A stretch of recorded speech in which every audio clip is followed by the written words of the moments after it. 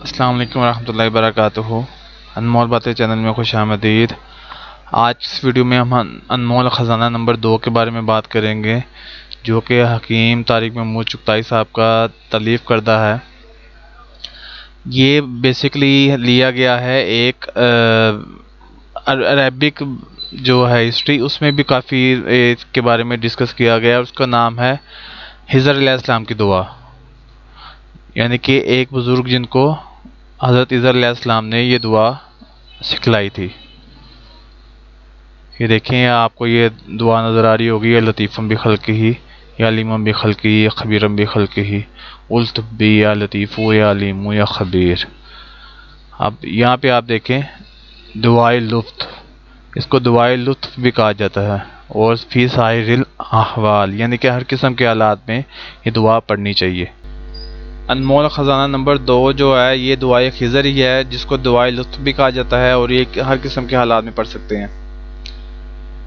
یا لطیفم بخلقہ یا علیم بخلقہ یا خبیرم بخلقہ الطف بی یا لطیف و علیم یا خبیر۔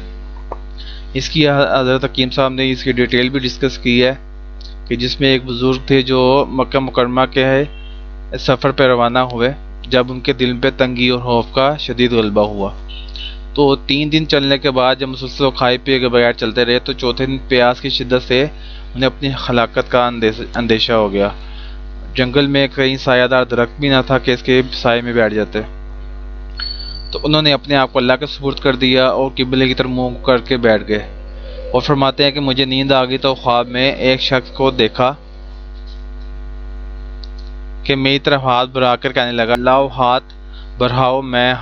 میں نے ہاتھ بڑھایا، اس شخص نے مجھ سے مصافحہ کیا اور فرمایا، میں تمہیں خوشخبری دیتا ہوں کہ تم صحیح سالم حج کرو گے، اور قبر اطہر یعنی رسول صلی اللہ علیہ وسلم کے روضہ مبارک کی زیارت بھی کرو گے۔